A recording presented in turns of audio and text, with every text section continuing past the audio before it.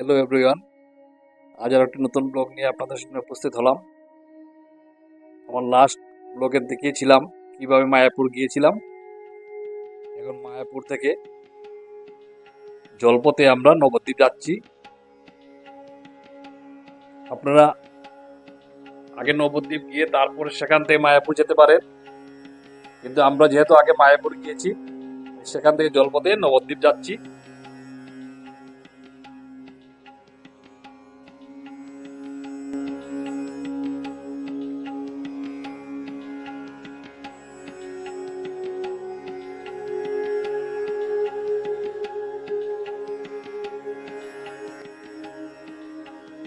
এখন আমি দাঁড়িয়ে আছি নবদ্বীপের বিখ্যাত নরহরি ধাম মন্দিরের সামনে।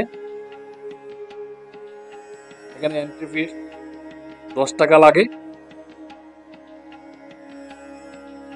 প্রবেশ করলাম।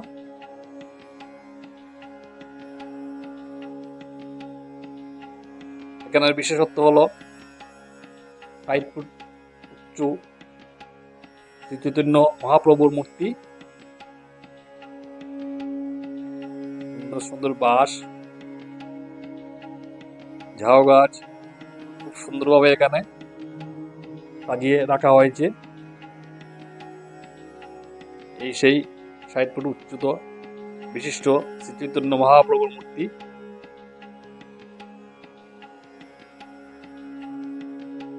অপূর্ব সুন্দর। এখানে গুহা বানানো হয়েছে, এদিকে প্রবেশ করতে হয়।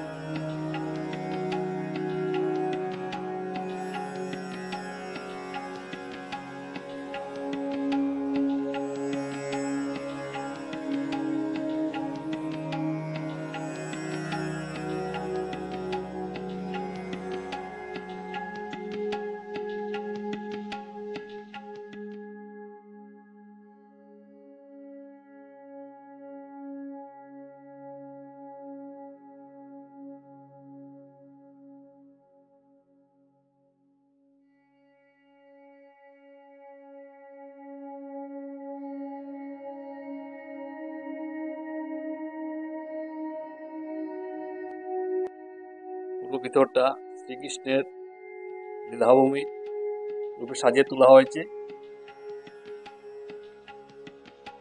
সুন্দর ঝাউ গাছ, প্রাকৃতিক পরিবেশ খুব সুন্দরভাবে এখানে ফুটিয়ে তোলা করা হয়েছে।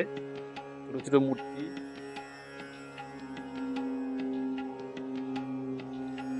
মহাপ্রভুর মূর্তি,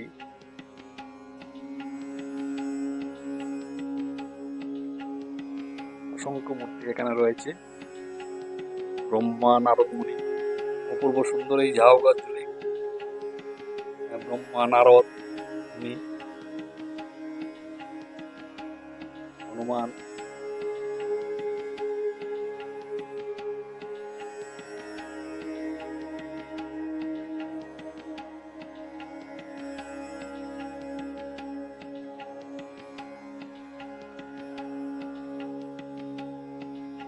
নিমায় মূর্তি, এক কথায় অনবদ্য সৃষ্টি।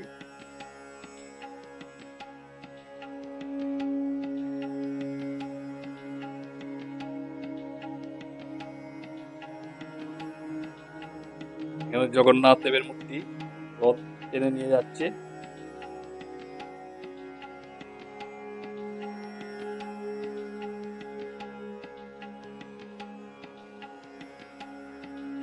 এখানে একটা সুন্দর মিউজিয়াম আছে,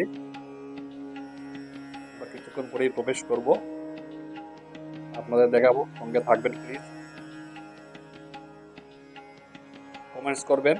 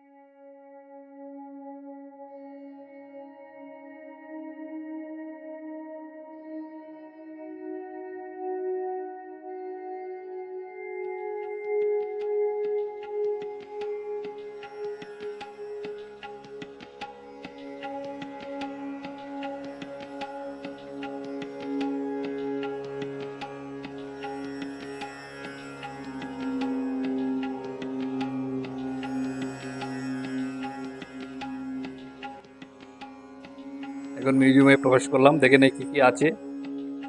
ঢুকে এখানে নারায়ণের মূর্তি,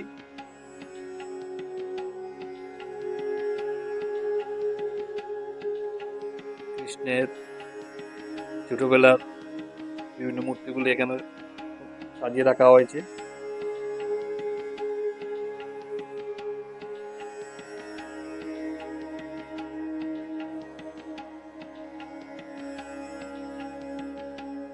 উপরে লেখা রয়েছে।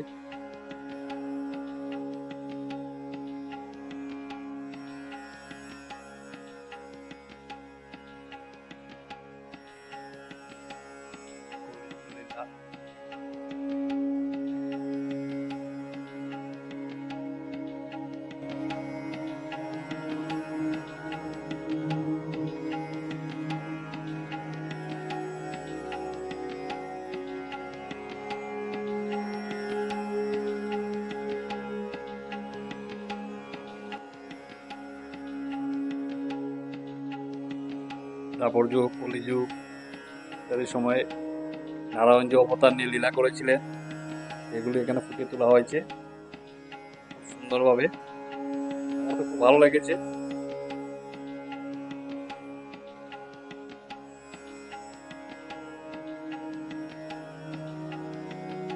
নরসিংহ মূর্তি,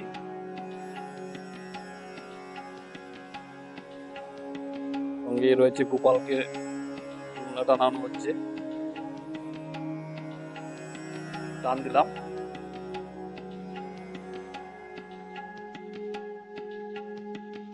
যাই হোক, আমার খুব ভালো লেগেছে। আপনাদের কেমন লেগেছে প্লিজ কমেন্টস করে জানাবেন।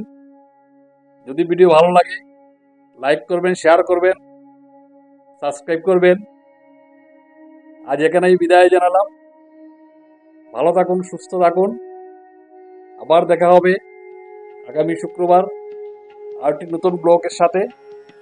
ভালো থাকুন, সুস্থ থাকুন। বাই।